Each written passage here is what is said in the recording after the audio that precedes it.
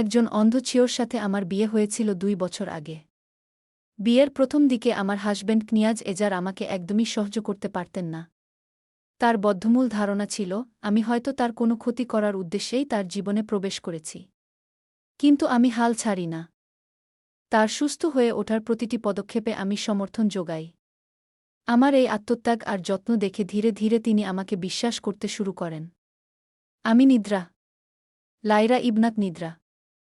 এজারের কোম্পানিতে আমি তার ব্যক্তিগত সেক্রেটারি হিসেবে কাজ করছি, আর লোকচক্ষুর অন্তরালে আমি তার বিবাহিত স্ত্রী। এজার জন্মগতভাবে দৃষ্টিহীন নন, এক ভয়াবহ দুর্ঘটনা তার চোখের আলো কেড়ে নিয়েছে। তবে ২ বছর এক ছাদের নিচে কাটানোর পরও তিনিও আমাকে স্ত্রীর অধিকার দেননি। আমাকে সবসময় সেক্রেটারি নয়তো মেইডের তো ট্রিট করে এসেছেন। আমি সবটা মুখ বুজে মেনে নিই। আমার তো যাওয়ার আর কোনো জায়গা নেই। এক সৎমা আর তার প্রেমে অন্ধ হওয়া বাবার বলি হয়েই এই সংসারে আসা আমার। এখন এই এজারই আমার পুরো পৃথিবী, আমার সব। আজ কোম্পানিতে এক বিশাল পার্টির আয়োজন চলছে। উপস্থিত আছেন কোম্পানির সমস্ত শেয়ারহোল্ডাররা। দৃষ্টিহীন হলেও এজার এখন শুধু এই কোম্পানির সিইও নন, রাশিয়ান অলিগার্কদের মধ্যেও তার একচ্ছত্র আধিপত্য রয়েছে। এই পার্টিতে উপস্থিত আছেন মিস ইনায়া, যার নামে কোম্পানির ১০% শেয়ার। এই ইনায়ার সাথেই একসময় এজারের বিয়ের কথা পাকা ছিল। কিন্তু এজারের সেই মর্মান্তিক দুর্ঘটনার পর ইনায়া নিজের পথ পাল্টে সম্পর্কে জড়ান এজারের বড় চাচাতো ভাই মিস্টার রিচার্ডের সাথে। আজ পার্টি শুরু হওয়ার কিছুক্ষণ পরেই ইনায়ার সঙ্গে এজারের দেখা হয়। চারপাশের ঝলমলে আলো আর হাসিখুশির ঠিক মাঝখানেই হঠাৎ ঘটে যায় এক দমবন্ধ করা কাণ্ড। সাজানো একটি স্টল থেকে ভারী একটি লোহার পাইপ ছিটকে সোজা ইনায়ার উপর ভেঙে পড়তে নেয়। তার ঠিক পাশেই দাঁড়িয়ে ছিলেন রিচার্ড, কিন্তু মুহূর্তের নোটিশে তিনি নিজেকে বাঁচাতে দ্রুত সরে যান। আর এজার? তিনি নিজের জীবনের কোনো তোয়াক্কা না করে বীর ঠেলে পাগলের মতো ছুটে গিয়ে ইনায়াকে নিজের বুকে আগলে বাঁচান।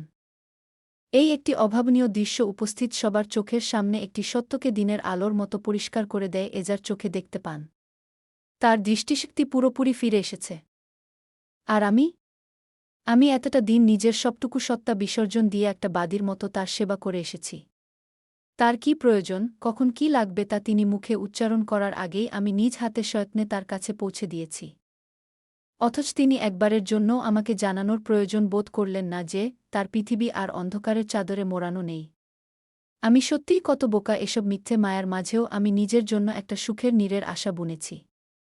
যে মানুষটা এতগুলো দিনেও আমাকে নিজের আপন ভাবতে পারলেন না, তিনি আমাকে তার দৃষ্টি ফিরে পাওয়ার মতো এত বড় একটা কথা কেনই বা বলতে যাবেন? ইনায়া তার প্রথম ভালোবাসা। আর সে কারণেই ইনায়ার প্রতি আজও তার হৃদয়ের গভীরে এত প্রেম, এত আকুলতা। তা না হলে অতীতে এভাবে ঠকে যাওয়ার পরও কি কেউ কাউকে নিয়ে এতটা ব্যাকুল হয়ে পড়তে পারে? আমাকে একলা ফেলে ইনায়াকে নিয়ে তিনি নিজের গাড়িতে করে তড়িঘড়ি হাসপাতালে চলে যান। একবারের জন্যও তিনি ফিরে তাকালেন না আমার পানে, একটু চিন্তাও করলেন না এই রাতে আমি কি নিয়ে বাড়ি ফিরব। আমাকে নিয়ে কি আদৌ উনার মস্তিষ্কে কোনো ভাবনার উদয় হয়? হয়তো কখনোই না। অফিসের কেউ জানে না আমাদের এই সম্পর্কের কথা, কেউ জানে না যে আমরা স্বামী স্ত্রী। আমাদের এই বিয়েটা সবার কাছে এক চরম গোপনীয়তা। যাই হোক, এখন যখন তিনি নিজের হারানো দৃষ্টিশক্তি ফিরে পেয়েছেন, নিজের প্রথম ভালোবাসাকেও বুকের কাছে পেয়েছেন, তখন তার জীবনে আমার আর কোনোভাবেই থাকা উচিত নয়। আমি মনে মনে স্থির করি, আগামীকালই আমি তার কাছে ডিভোর্সের কথা তুলব।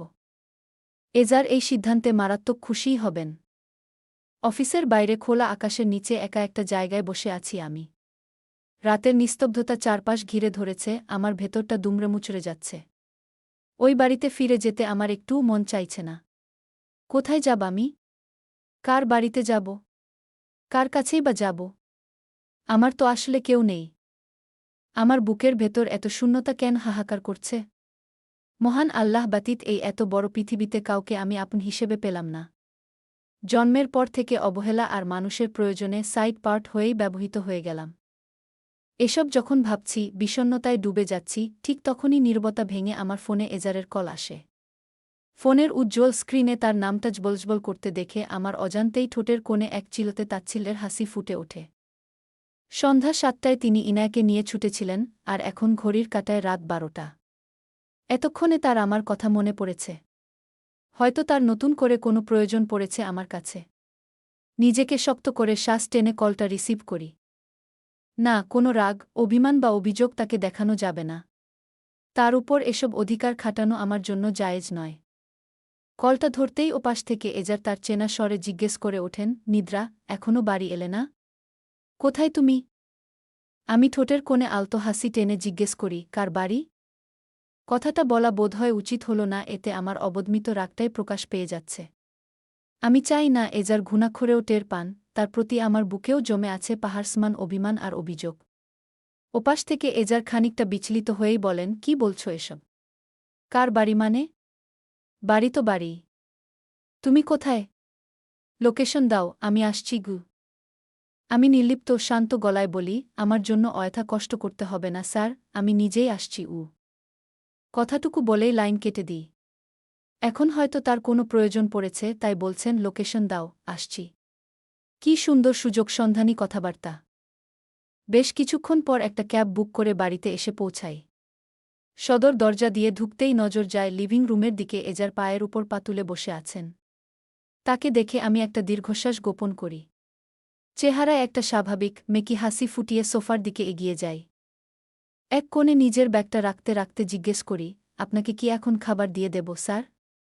এজার তৎক্ষণাৎ উঠে দাঁড়ান। আমার দিকে পা বাড়িয়ে ভ্রু কুঁচকে প্রশ্ন করেন, এত দেরি হল যে? কোথায় ছিলে? আমি সযত্নে তার দিক থেকে দৃষ্টি সরিয়ে নিই। নিরুত্তাপ গলায় বলি, অফিসের বাইরে পার্কে ছিলাম ঘ। কেন? এমনি ঘ। তিনি আমার খুব কাছাকাছি এসে দাঁড়ান। আমার ভেতরে তীব্র অস্বস্তি কাজ করছে। এই লোক কি চাইছেন? আমার এত কাছে আসছেন কেন? আমি দ্রুত তার থেকে কিছুটা দূরত্ব তৈরি করে বলি, আমি আগে গোসল করে আসি। এরপর খাবার দিলে হবে? নাকি এখনই দিয়ে দেব? এজার কিছুক্ষণ একদৃষ্টে আমার দিকে তাকিয়ে থাকেন। তারপর বেশ শান্ত স্বরেই বলেন, আগে শাওয়ার নিয়ে নাও। অনুমতি পেয়ে আমি ব্যাগটা হাতে নিয়ে নিজের রুমে চলে আসি। মনে মনে সিদ্ধান্ত নিলাম, আজ ডিনারে বসেই ডিভোর্সের কথাটা তুলব ইনশাল্লাহ। রুমে এসেই দ্রুত ওয়াশরুমে ঢুকে যাই। গোসল সেরে বেরিয়ে হাঁটু অবধি ঝোলানো একটা কালো ফ্লোরাল এমব্রয়ডারি করা কুর্তি আর সাদা ঢিলেঢালা পালাজ্জো পরে নিই। গায়ে একটা সাদা ওড়না জড়িয়ে নিচে নেমে আসি। এজার ডাইনিং টেবিলেই বসে আছেন। আমি চুপচাপ কিচেনে ঢুকে খাবার গরম করি। তারপর একে একে বাটিগুলো টেবিলে এনে সাজিয়ে রাখি। এজার মত্ত দৃষ্টিতে আমাকে খুঁটিয়ে খুঁটিয়ে দেখছেন বারবার। কে জানে হঠাৎ কি হলো তার। আমি খাবারের দিকে ইশারা করে বলি, খেয়ে নিন গু। এজার কিছুটা বিস্ময় নিয়ে প্রশ্ন করেন, প্লেটে তুলে দেবে না? আমি একটা দীর্ঘশ্বাস ছাড়ি। এতদিন আমি নিজের হাতে তাকে খাবার প্লেটে তুলে দিতাম, কখনো কখনো মুখেও তুলে খাইয়েছি। কিন্তু এখন তো আর সেসব সম্ভব নয়। এখন আমি এসবের কিছুই করতে পারব না। কার জন্য করব? কিসের আশায় করব? অন্যের ভালোবাসাকে আমি কেন অযথা খাতির করতে যাব? করলে তার আসল মানুষটি এসে করুক, আমার দ্বারা এসব আর হবে না। আমি এজারের ওই বিস্মিত মুখের দিকে সরাসরি তাকিয়ে বলি, এখন তো আর আগের মতো পরিস্থিতি নেই। আপনার চোখের দৃষ্টি ফিরেছে, নিজের খাবারটা এখন আপনি নিজেই তুলে নিতে পারেন গু। আমার কথা শুনে এজার বেশ ক্ষুব্ধ হন।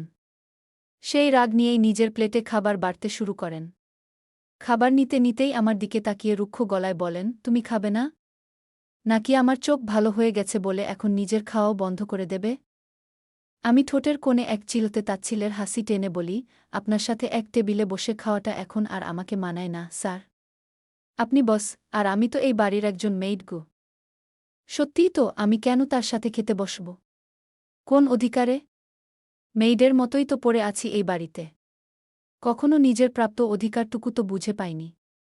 তাহলে কি নিজের খোলসে নিজেকে গুটিয়ে নেওয়াই উত্তম নয়? এজার খেতে খেতে নীরবতা ভেঙে গম্ভীর কণ্ঠে আমাকে বলেন, আগামীকাল আমি ইনায়ের জন্য ব্রেকফাস্ট নিয়ে যেতে চাই। তুমি সকাল সকাল উঠে ওর জন্য কিছু নরম খাবার বানিয়ে দিও। কথাটা শোনার সাথে সাথে আমার বুকের ভেতরটা কেমন ছ্যাঁত করে ওঠে। এই সেই ইনায়া, যে মেয়েটি তাকে নিষ্ঠুরভাবে ধোঁকা দিয়ে চলে গিয়েছিল, যার কথা উঠলেই একসময় তিনি যন্ত্রণায় ছটফট করতেন। আমার কাছে নিজের ক্ষোভ উগরে দিয়ে বলতেন, ও কিভাবে আমায় ধোঁকা দিতে পারল নিদ্রা? আমি তো ওকে পাগলের মতো ভালোবাসতাম। ওকে আমি ঘৃণা করি নিদ্রা, বড্ড ঘৃণা করি। আর আজ হঠাৎ কি এমন হলো যে তিনি সেই ইনায়ের জন্যই নিজের হাতে খাবার নিয়ে যেতে চাইছেন? হয়তো কাল সকালে একটু তাড়াহুড়ো করেই হাসপাতালে ছুটবেন তার কাছে। বুকের ভেতরের চাপা কষ্টটাকে জোর করে দমিয়ে রাখি আমি। নিজেকে বোঝাই এসব তো তাদের ব্যক্তিগত বিষয়। এসব নিয়ে মাথা ঘামানোর আমি কে? আমি তো এই বাড়ির একজন মেইড, আর উনার সেক্রেটারি। এই কাজের বিনিময়ে আমি পারিশ্রমিক পাই। এই বিশাল বাড়িতে আমার একটু মাথা গোজার ঠাঁই হয়েছে, দুবেলা খেতে পড়তে পারছি, আমার মতো সাধারণ মেয়ের জন্য তো এতটুকুই যথেষ্ট। এর চেয়ে বেশি কিছু তো আমার প্রাপ্য নয়। নিজেকে শক্ত করে সামলে নিয়ে গলার স্বর স্বাভাবিক রেখে বাধ্যমতো মাথা নাড়িয়ে বলি, আচ্ছা স্যার। এজার আর কোনো কথা বলেন না। গ্লাসের পানিটুকু শেষ করে চুপচাপ টেবিল ছেড়ে উঠে যান। তার যাওয়ার পথের দিকে তাকিয়ে থাকি আমি। এখন আর তার হাঁটার জন্য কারো হাতের প্রয়োজন হয় না। তিনি যাওয়ার পর নিজের খাওয়াটুকু কোনোমতে শেষ করে আমি আমার রুমে চলে আসি। উনার রুম আর আমার রুম আলাদা। তবে গত 2 বছর রাতের বেলাটা আমি উনার রুমেই কাটাতাম। উনি ঘুমাতেন বিছানায়, আর আমি একপাশে রাখা ফোল্ডেবল সোফায়, যেটা বিছিয়ে নিলে একেবারে বিছানার মতোই আরামদায়ক লাগত। রাতে উনার যদি হঠাৎ কিছু প্রয়োজন পড়ে, সেই ভাবনা থেকেই আমার সেখানে থাকা। কখনো ওয়াশরুমে যাওয়া, কখনো মাঝরাতে পানির তৃষ্ণা মেটানো, কখনো ঘুম না এলে বাইরের বারান্দায় গিয়ে একটু হাঁটা, কিংবা হঠাৎ ক্ষুধা লাগলে খাবার এগিয়ে দেওয়া। এই 2 বছর এভাবেই অন্ধকারের দিনগুলোতে তার ছায়ার মতো ছিলাম আমি। কিন্তু এখন তো পরিস্থিতি বদলে গেছে। এখন তিনি নিজের চোখের আলো ফিরে পেয়েছেন, নিজের সব কাজ একাই করতে পারেন সাবলীলভাবে।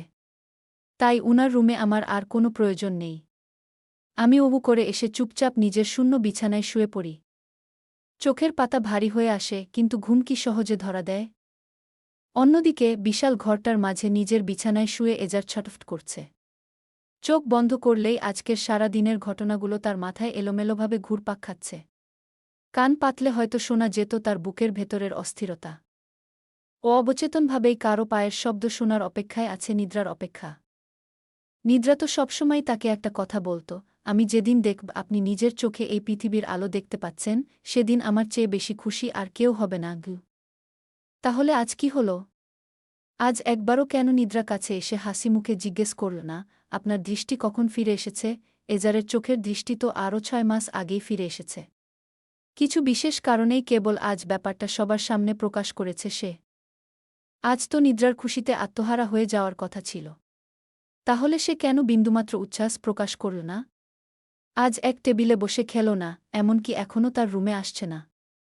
মেয়েটা হঠাৎ করে এমন কেন করছে? অজানা এক অভিমানে আর অস্থিরতায় এজার হাঁসফাঁস করে বিছানায় উঠে বসে। নিজের ঘন চুলে 2 হাত চালিয়ে মাথাটা শক্ত করে চেপে ধরে। বিরক্তি আর অস্পষ্ট এক রাগ নিয়ে বিড়বিড় করে বলে, না। আমি এত কেন চিন্তা করব ওর বিষয়ে? ওর কথা ভাবার তো আমার কোনো কারণ নেই। সে আমার কেউ না, সে শুধুই আমার একজন মেইড। মস্তিষ্কের প্রতিটি যুক্তিবাদী শিরা যখন বারণ করছে, এজার তখন নিজের অবাধ্য মন আর অস্থির পায়ের ছন্দে এগিয়ে যায় নিদ্রার রুমের দিকে, আর পারে না থাকতে। ওর দরজার সামনে এসে মুহূর্তের জন্য থমকে দাঁড়ায় সে, একবার ভাবে নক করবে, কিন্তু পরক্ষণেই এক অজানা আর অকারণ রাগে তার ভেতরটা জ্বলে ওঠে। কোনো সৌজন্যবোধের তোয়াক্কা না করে, অনেকটা বেয়াদবের মতো সজোরে দরজা ঠেলে সে ঘরে প্রবেশ করে।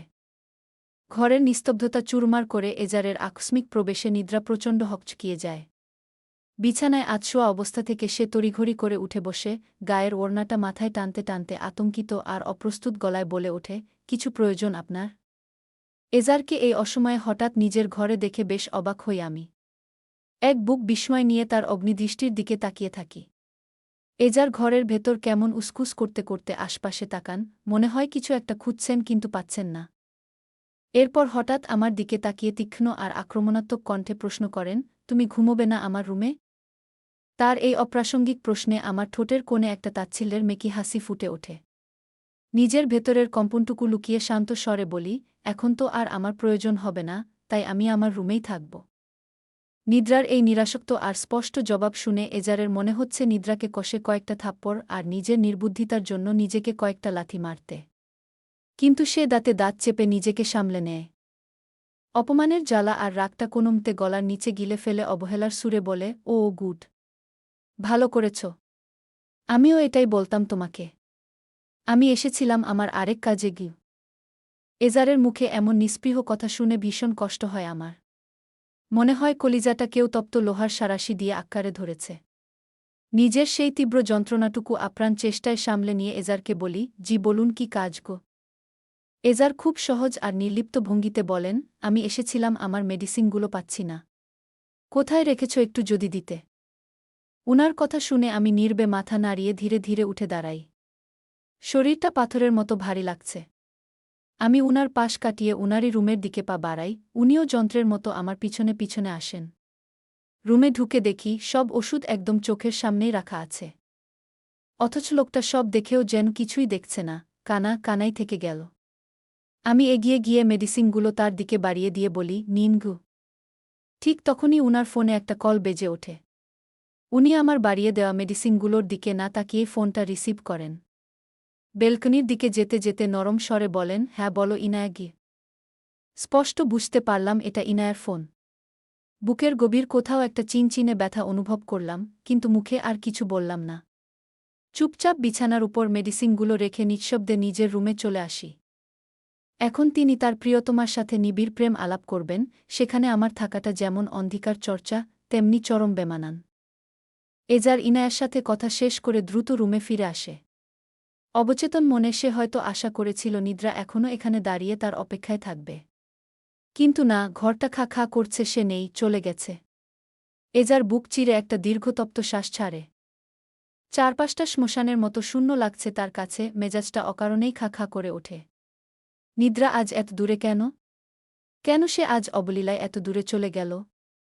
কিন্তু পরক্ষণেই নিজের মনকে পাথরের মতো শক্ত করে সে ভাবে সে তো এটাই চেয়েছিল। এই অসহ্য দূরত্বই তো ছিল তার নিজের কাঙ্ক্ষিত। পরের দিন সকালের ব্যস্ততা শেষে এখন ঘড়ির কাঁটায় ঠিক 10টা। অফিসের ডেস্কে বসে আছি আমি। আজ ভোরে ঘড়িতে যখন 7টা বাজে এজারের ভিলা থেকে বেরিয়ে পড়েছি। এজার তখন ভোরের স্নিগ্ধতায় গভীর ঘুমে আচ্ছন্ন। আসার আগে তার আর তার জন্য, প্রিয়তমার জন্য নিজের হাতে সকালের নাস্তা তৈরি করে রেখে এসেছি। বুকের ভেতরটা কেমন শূন্য লাগছে। ভোরে বের হওয়ার আরেকটা কারণ ছিল নতুন একটা বাসা দেখা। এক ফ্রেন্ডের সাথে গিয়েছিলাম। আর 2-1 দিনের মধ্যেই চিরতরে ওই ভিলা ছেড়ে চলে যাব আমি। কোনো অধিকারের শেকলে বাধা পড়ে থাকব সেখানে? আমার তো সেখানে থাকার কোনো অধিকারই নেই। সকালের এই তাড়াহুড়ো আর বুকের ভেতরের বিক্ষিপ্ত ভাবনার মাঝেই একটা দুর্ঘটনা ঘটিয়ে ফেলেছি। চাপাতি দিয়ে মাংস কাটতে গিয়ে নিজের হাতটাই বেশ গভীরভাবে কেটে ফেলেছি। চামড়া চিরে গলগল করে রক্ত পড়েছে তখন, আর এখন ক্ষতস্থানটা বিষের মতো জ্বলছে। কোনোমতে নিজেই একটা ব্যান্ডেজ জড়িয়ে রক্তপাত আটকেছি। অফিসের সবাই ওয়েস্টার্ন পোশাকে অভ্যস্ত হলেও আমি সবসময় বোরখা আর হিজাব পরি। আমার বোরখার বর্ষর হাতায় ব্যান্ডেজটা ঢাকা পড়ে যায় সহজেই। আমি চাইনি কেউ আমার এই ক্ষতটা দেখুক। আমার ফ্রেন্ড ওরা আর ওর ভাই আরান, আমরা একই কোম্পানিতে কাজ করি। ওদের সাথে আমার সম্পর্কটা রক্তের না হলেও আত্মার একেবারে ভাইবোনের মতো। ডেস্কে বসে আয়রান ভাই আর ওরাকে একটা প্রজেক্টের কাজ বুঝিয়ে দিচ্ছি, ঠিক তখনই আয়রান ভাইয়ের তীক্ষ্ণ দৃষ্টি আমার বোরখার হাতা গলে ওই লুকানো ক্ষতের উপর পড়ে। তিনি স্বভাবতে ভীষণ জেদি প্রকৃতির। আমার কোনো বারণ বা সংকোচ তিনি কানেই তোলেন না। ধমকের সুরেই বলেন, তোমার ক্ষতে আমি মেডিসিন লাগিয়ে ভালো করে ব্যান্ডেজ করে দিচ্ছি, চুপ করে বসো গো। বাধ্য হয়েই তার সামনে হাতটা এগিয়ে দিতে হয়। তিনি যত্নে, নিখুঁত দক্ষতায় ওষুধ লাগিয়ে নতুন করে ব্যান্ডেজ করে দেন। আয়রান ভাই আমাকে ঠিক ওরার মতোই আগলে রাখেন, স্নেহ করেন। আমার মতো এক অভাগীর জীবনে এই স্নেহটুকুই বা কম কিসের? আমার পুরো জীবনে কেউ কখনো এতটা মায়া নিয়ে আমার যত্ন নেয়নি, যতটা ওরা আর আয়রান ভাই করেন। কৃতজ্ঞতায় আমার চোখ দুটো ছলছল করে ওঠে, একদৃষ্টে তাকিয়ে থাকি আয়রান ভাইয়ের দিকে। ঠিক সেই মুহূর্তেই অফিস ফ্লোরে প্রবেশ করে এজার। সাথে ইনায়া। হাসপাতাল থেকে তাকে সোজা কোম্পানিতে নিয়ে এসেছে সে, কারণ ইনায়া নিজেই আসতে চেয়েছিল। কিন্তু অফিসে পা রাখতেই এজারের চোখের সামনে যেন দুনিয়াটা থমকে যায়। তার দৃষ্টি আটকে যায় একটু দূরের একটা ডেস্কে। আয়রান যত্নে নিদ্রার হাতে ব্যান্ডেজ করে দিচ্ছে, আর নিদ্রা একদৃষ্টে, মুগ্ধতার মতো আয়রানের দিকে তাকিয়ে আছে। দৃশ্যটা চোখের পর্দায় আছড়ে পড়তেই এজারের বুকের ভেতরটা মনে হয় কেউ ধারালো নখ দিয়ে খামচে ধরে। সমস্ত শরীরে রাগের আগুন দাউদাউ করে জ্বলতে শুরু করে তার। চোয়াল শক্ত হয়ে আসে। এজার কিছুতেই নিজের এই অনুভূতির সমীকরণ মেলাতে পারে না। যে মেয়েটাকে সে দিনের পর দিন অবহেলা করে এসেছে, যাকে সে দূরে ঠেলে দিয়েছে, আজ তাকে অন্য একজন পুরুষের সান্নিধ্যে দেখে তার কলিজায় এমন বিষাক্ত যন্ত্রণা হচ্ছে কেন? কেন মনে হচ্ছে কেউ তার নিজস্ব কোনো সম্পত্তি কেড়ে নিচ্ছে? ঈর্ষায় আর ক্রোধে এই দৃশ্য আর এক সেকেন্ডও সহ্য করতে পারে না এজার। ইনায়াকে দায়সারাভাবে অফিস ঘুরে দেখতে বলে, গটগট পায়ে সোজা নিজের কেবিনের দিকে হাঁটা ধরে সে। তার হাঁটার ভঙ্গিতেই স্পষ্ট ফুটে ওঠে ভেতরের তুমুল ঝড়। কেবিনের দরজা সজোরে আটকে দিয়েই সে হুঙ্কার ছেড়ে পিয়নকে নির্দেশ দেয় যে কোনো মূল্যে এই মুহূর্তেই যেন নিদ্রাকে তার কেবিনে ডেকে পাঠানো হয়। এজার এইমাত্র ফিরেছেন। নিজের প্রিয়তমাকে হাসপাতালে নিয়ে গিয়েছিলেন, এখন একা ফিরে এলেন। যাক গে, এসব তো তাদের একান্তই ব্যক্তিগত ব্যাপার, আমার তাতে কি? আমার কি যোগ্যতা আছে তাদের বিষয় নিয়ে যাচ করার? তাদের ব্যাপারে মাথা ঘামানোর কোনো সামর্থ্য বা অধিকার কোনোটাই আমার নেই। দেখলাম, নিজের ভালোবাসার মানুষটিকে ছাড়াই তিনি কেবিনে প্রবেশ করলেন। একটু পরই আমাকে ডেকে পাঠালেন। হয়তো প্রজেক্টের কোনো কাজের জন্যই। আমি প্রয়োজনীয় ফাইলগুলো হাতে নিয়ে উনার কেবিনের দিকে পা বাড়াই। ভেতরে প্রবেশ করে উনার সামনের ডেস্কে ফাইলগুলো রাখতে রাখতে শান্ত গলায় বলি, স্যার, এই ফাইলগুলোই বাকি আছে। একবার দেখে নিন, আপনার জন্য লাস্ট চেক রাখা হয়েছে গি। এজার আমার কথার কোনো উত্তর না দিয়ে এক সূক্ষ্ম, তীক্ষ্ণ দৃষ্টিতে আমার দিকে তাকান। সেই দৃষ্টির গভীরতা মাপার সাধ্য আমার নেই। এরপর একদম ঠান্ডা, নিস্পৃহ গলায় জিজ্ঞেস করেন, বা হাতে কি হয়েছে তোমার? উনার এই অপ্রত্যাশিত প্রশ্নে আমি কপাল ভাঁজ করি। এই লোক বলছে কি? আমি কথা বলছি প্রজেক্ট নিয়ে, আর উনি কোনো প্রসঙ্গের অবতারণা করছেন? কপালের চামড়া কুঁচকে খানিকটা বিরক্তি নিয়েই বলি, কই? কি হবে? কথাটা বলেই আমি আমার বা হাতটা নিজের অজান্তেই গুটিয়ে নিই। এজার এবার কি মনে করে যেন নিজের চেয়ার ছেড়ে উঠে দাঁড়ান। ডেস্ক ঘুরে একদম আমার কাছাকাছি এসে দাঁড়ান। দুজনের মাঝের দূরত্বটুকু বিপজ্জনকভাবে কমিয়ে এনে দাঁত চেপে প্রায় হিসহিস করে জিজ্ঞেস করেন, কি হয়েছে? জিজ্ঞেস করেছি আমি। অদ্ভুত, মহা অদ্ভুত। এ কেমন আচরণ করছেন এই লোক? গাঁজাটাজা খেলেন নাকি আজ? হঠাৎ করে এসব কি করছেন? আমি প্রবল অস্বস্তি নিয়ে উনার থেকে দুগদম সরে যাওয়ার চেষ্টা করে বলি, এসব কোন ধরনের বিহেভিয়ার, স্যার? আমি আপনার এমপ্লয়ি, আপনার বাচ্চা নই যে এভাবে কাঠগড়ায় দাঁড়ানো আসামির মতো জেরা করবেন আমায়। আমার কথায় এজার এবার প্রচণ্ড রাগ নিয়ে আমার বা হাতের কবজিটা শক্ত করে চেপে ধরেন। হাতটা নিজের চোখের সামনে টেনে নিয়ে ধমকের সুরে বলেন, হাত কাটল কি করে তোমার? রাগে আমার গাজ বলতে থাকে। কত বড় সাহস, আমার হাত ধরে? আমি সজোরে উনার হাত থেকে নিজের হাতটা ছাড়ানোর চেষ্টা করতে করতে ঝাঝালো গলায় বলি, মাংস কাটতে গিয়ে কেটে গেছে। এতে এমন রিয়্যাক্ট করার কি আছে? আমি আপনার এমপ্লয়ি, আমার এসবে কেন আপনার এত আসে যায়? এজার এবার হঠাৎ করেই আমার হাতটা ছেড়ে দেন। নিজেকে সামলে নিয়ে কঠিন গলায় বলেন, আমার আসে যায়? এই রানিং প্রজেক্টটায় তুমি সেকেন্ড হেড হিসেবে কাজ করছ। তোমার এই হাতের জন্য যদি আমার প্রজেক্টের কোনো ক্ষতি হয়, তখন এর জরিমানা কে দেবে? আছে তোমার সামর্থ্য মিলিয়ন মিলিয়ন টাকা ক্ষতিপূরণ দেওয়ার? কথাগুলো শুনে আমি কয়েক মুহূর্ত স্তব্ধ হয়ে দাঁড়িয়ে থাকি। যে কোম্পানির জন্য দিনরাত এক করে, রক্ত পানি করে কাজ করি, আজ এজার আমাকেই সামর্থ্য দেখাচ্ছেন। বাহ রে!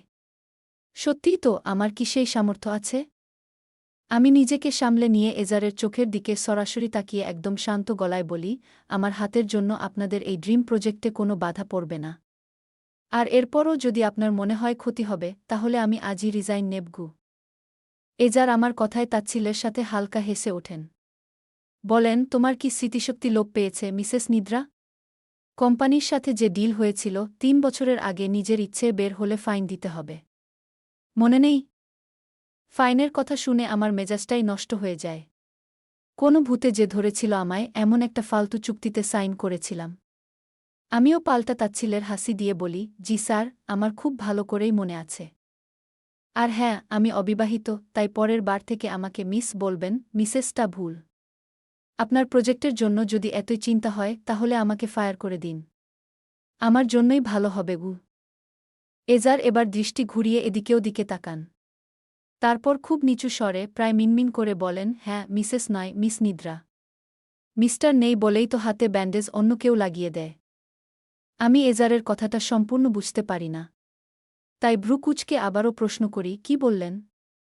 এজার এবার কিছু একটা বলতে যাবেন, ঠিক তক্ষুনি কোনো নখ ছাড়াই ইনায়া কেবিনে প্রবেশ করে। তাকে দেখেই আমি কথা ঘুরিয়ে নিই। পরিস্থিতি বুঝে এজারকে উদ্দেশ্য করে বলি, স্যার, ফাইলটা চেক করা হলে আমায় বলবেন। আমি আসছি। এ বলে আমি চলে আসি বাইরে, তাদের স্পেস দেওয়া উচিত, ভালোবাসার মানুষ বলে কথা। দরজার চৌকাঠে ইনায়ার অবয়ব ভেসে উঠতেই এজারের কপালের শিরাগুলো রাগে দপ করে ওঠে। ঠিক এই অসময়ে মেয়েটাকে এসে হাজির হতে হল। নিদ্রার দিকে তাকিয়ে নাবলা কথাগুলো বুকের ভেতরেই গুমড়ে মরছে। একটা দীর্ঘশ্বাস সয়ত্নে গোপন করে এজার। এই তো মোক্ষম সুযোগ ছিল নিদ্রার সাথে মন খুলে দুটো নিভৃত কথা বলার, কিন্তু ইনায়ার অনাকাঙ্ক্ষিত উপস্থিতিতে মুহূর্তেই সেই সুযোগ ধূলিসাৎ হয়ে যায়। সামনে দাঁড়িয়ে থাকা ইনায়ার দিকে দৃষ্টি পড়তেই এজারের শরীরের রক্ত টকবক করে ফুটতে শুরু করে। এই কালসাপ, এই বিষাক্ত ও নষ্টা নারীকে দেখলেই তার বুকের ভেতর আদিম এক আক্রোশ জেগে ওঠে। মন চায় দুহাতে ওর গলাটা টিপে ধরে এখনই ওকে জ্যান্ত কবর দিয়ে পৃথিবীর বুক থেকে সরিয়ে দিতে। ওর অস্তিত্বটাই এজারের চারপাশে দমবন্ধ করা বিষাক্ত ধোঁয়া ছড়ায়। কিন্তু পরক্ষণেই অদ্ভুত এক শীতলতায় নিজের ক্রোধকে চাপা দেয় এজার। পকেটের ভেতর থাকা তার মুষ্টিবদ্ধ হাত দুটো ধীরে ধীরে শিথিল হয়ে আসে। সে খুব ভালো করেই জানে, এখন আবেগের বশবর্তী হয়ে কোনো বোকামি করা মানে নিজের পায়েই কুড়াল মারা। এখন ইনায়াকে শেষ করে দিলে এতদিনের বোনা জালের প্রতিটি সুতো ছিঁড়ে যাবে। এতদিনের সাজানো সব নিখুঁত পরিকল্পনা নিমিষে ভেস্তে যাওয়ার প্রবল আশঙ্কা তাকে থমকে দেয়। তাই অভিনেতার মতো এজার নিজেকে সামলে নেয়। ঠোঁটের কোণে সয়ত্নে ঝুলিয়ে নেয় মেকি এক হাসির রেখা, চেহারায় ফুটিয়ে তোলে স্বাভাবিকতার ভান। আপাতত এই বিষ্ঠোর সাপের সাথেই তাকে ছলনার খেলা চালিয়ে যেতে হবে, কথায় আর আচরণে ঢালতে হবে আলগা পীড়িতের কৃত্রিম মধু। চোখের দৃষ্টিতে একরাশ মুগ্ধতার মিথ্যে অভিনয় মেখে সে ইনায়ার দিকে এগিয়ে যায়। আর মনে মনে সে শুধু জপতে থাকে প্রতিশোধের মন্ত্র, এখন নয়, সে নীরবে অপেক্ষা করবে সেই মোক্ষম সময়ের।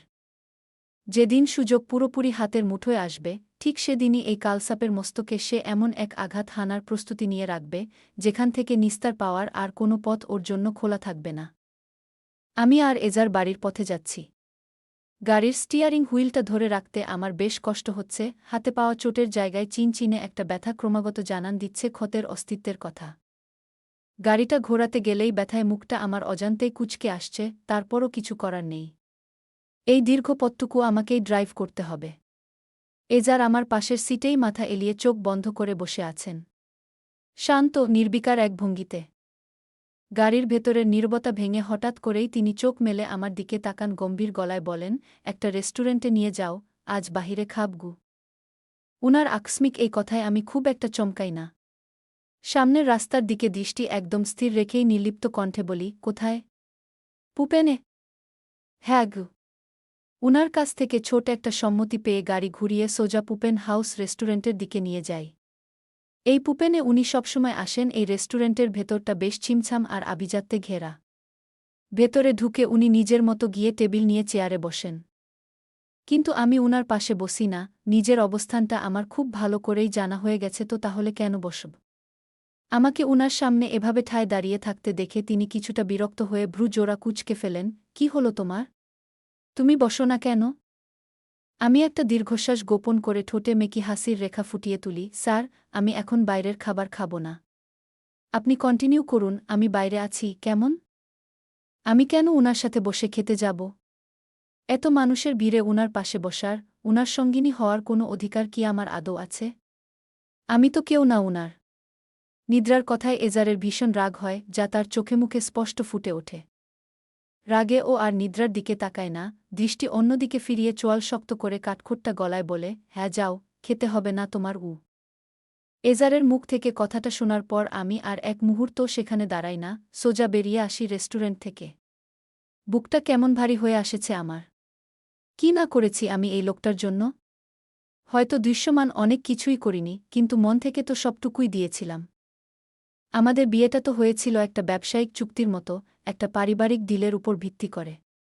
আমার বাবা এজারের ফ্যামিলির সাথে সুসম্পর্ক তৈরি করতে আমাকে এক প্রকার বলির পাঠা বানিয়ে বিয়ে দিয়েছেন, আর এজারের ফ্যামিলিও চেয়েছিল তাদের ছেলের একটা বিয়ে হোক।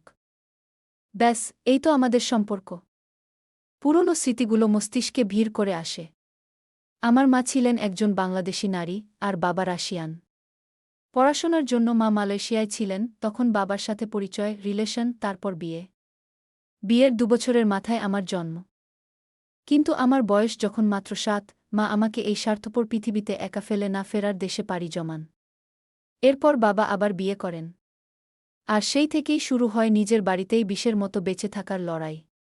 পড়াশোনাটা কোনোভাবে চালিয়ে গেছি, নিজের খরচ নিজেই জুগিয়েছি।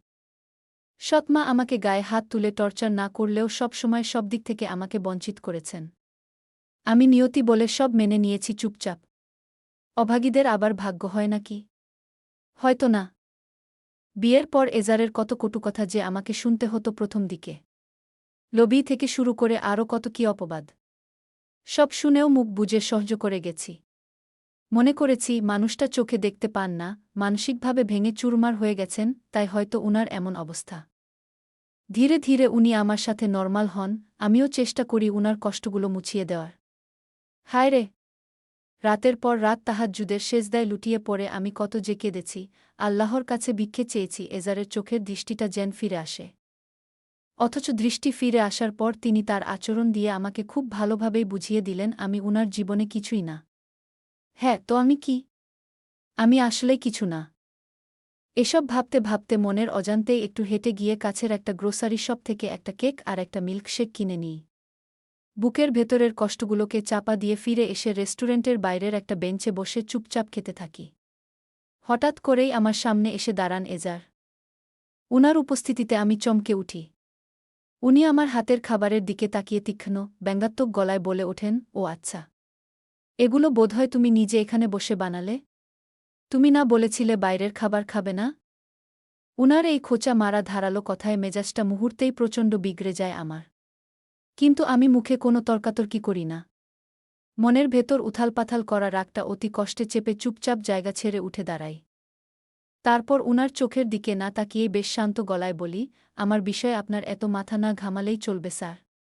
আমি আপনার কেউ না। আপনি এখানেই দাঁড়ান, আমি গাড়ি এদিকে নিয়ে আসছি গু। এ কথাটুকু ছুড়ে দিয়েই নিদ্রা হনহন করে পা চালিয়ে গাড়ির দিকে এগিয়ে যায়। এজার একদৃষ্টে ওর চলে যাওয়ার পথের দিকে তাকিয়ে থাকে। ওর বলা ওই একটা বাক্য আমি আপনার কেউ না বোধহয় ওর মস্তিষ্কের কোষে কোষে তীরের মতো বারবার বিঁধছে। এজারের চোখে মুখে স্পষ্ট হয়ে ওঠে তীব্র ক্রোধ, ও যে ভীষণ রেগে যাচ্ছে। এই রাগটা ও হয়তো এখনই কোনোভাবে প্রকাশ করতে পারছে না, নয়তো ওর চোখের যে চাহনি সাধ্য থাকলে হয়তো সেই আগুনেই জ্বালিয়ে ছারখার করে দিত নিদ্রাকে। এসব ভাবনার দোলাচলের মাঝেই আমি গাড়ি নিয়ে উনার সামনে এসে দাঁড়াই। এজার থমথমে আর রাগান্বিত মুখাবয়ব নিয়েই গম্ভীরভাবে গাড়িতে উঠে বসেন। এজার গাড়িতে বসার পর আমি গাড়ি স্টার্ট দিয়ে সামনের দিকে নজর দেই। কিছুক্ষণ গাড়ির ভেতর একটা গুমোট নীরবতা ছেয়ে থাকে। হঠাৎ সেই নীরবতা ভেঙে এজার একটু অভিযোগের সুরেই আমাকে বলে ওঠেন, নিদ্রা, তুমি কি আজ একটু বেশিই রিয়াক্ট করলে না?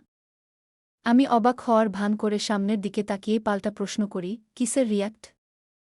এই যে গত রাতে আমার সাথে খেলে না, আমার রুমে থাকলে না, আজ ঠিকমতো লাঞ্চও দিলে না, আবার এখনও আমার সাথে খেলে না। তুমি কি আমার কাছ থেকে কোনো কারণে দূরত্ব রাখতে চাইছ? এজারের মুখে এমন সরাসরি অভিযোগগুলো শুনে আমি মনের ভেতর বড্ড এলোমেলো হয়ে যাই। বুকের ধুকপুকানি বেড়ে গেলেও নিজেকে ভীষণ স্থির দেখানোর চেষ্টা করি। স্টিয়ারিং শক্ত করে ধরে নির্লিপ্ত গলায় বলি, আমরা কাছেরই বা কবে ছিলাম যে নতুন করে দূরত্ব আসবে? আর এখন তো আপনার চোখের দৃষ্টি ফিরে এসেছে। আমি আগে এসব যত্নাত্তি করতাম কারণ পরিস্থিতি তখন অন্য রকম ছিল। আর এখনকার পরিস্থিতি তার থেকে সম্পূর্ণ ভিন্ন। আমার যুক্তিতে এজার একটা দীর্ঘশ্বাস ছাড়েন। এক পলক আমার অবয়বটার দিকে তাকিয়েই আবার দৃষ্টি ফিরিয়ে বাইরের দ্রুতবেগে চলে যাওয়া দৃশ্যগুলোর দিকে তাকান। বেশ কর্তৃত্বপূর্ণ গলায় বলেন, তুমি যাই করছ আর যাই বলছ তা অতিরিক্ত হয়ে যাচ্ছে। এসব আর করো না। আর আজ রাতে তুমি আমার সাথেই আমার বেডে থাকবে, বুঝলে? এজারের এই নির্লজ্জ দাবি শুনে আমার তো মন চাইছে স্টিয়ারিং ঘুরিয়ে গাড়িটা এখনই বড় কোনো গাছের সাথে অ্যাক্সিডেন্ট করিয়ে লোকটাকে মেরেই ফেলি। তারপরও দাঁতে দাঁত চেপে নিজেকে সামলাই। একদম ঠান্ডা কিন্তু তীক্ষ্ণ গলায় বলি, এসব কথা স্বপ্নেও আর কখনো ভাববেন না। আমাকে কোনো অধিকারে আর কোনো সাহসে আপনি এমন কুপ্রস্তাব দিচ্ছেন?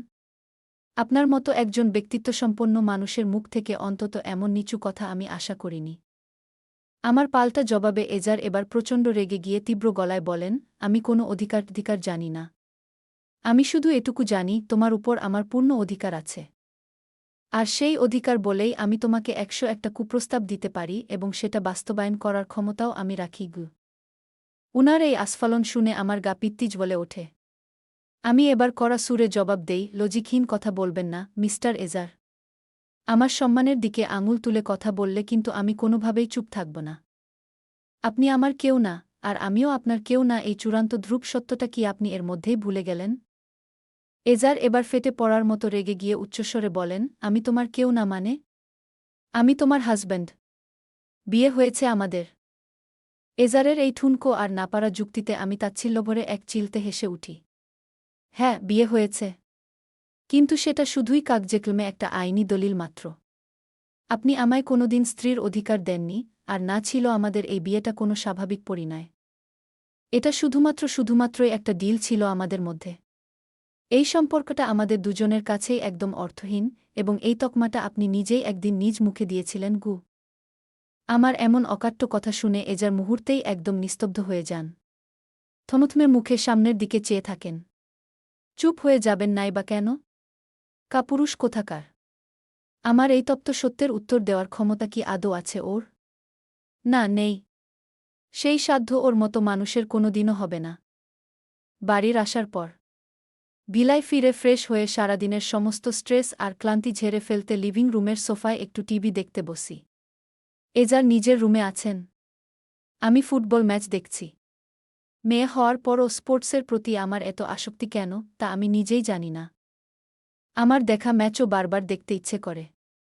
কি এক নেশা! আমি চুপচাপ বসে ম্যাচ দেখছি, ঠিক তখনই ধীরে ধীরে সিঁড়ি বেয়ে নেমে সোফার কাছে এসে দাঁড়ান এজার।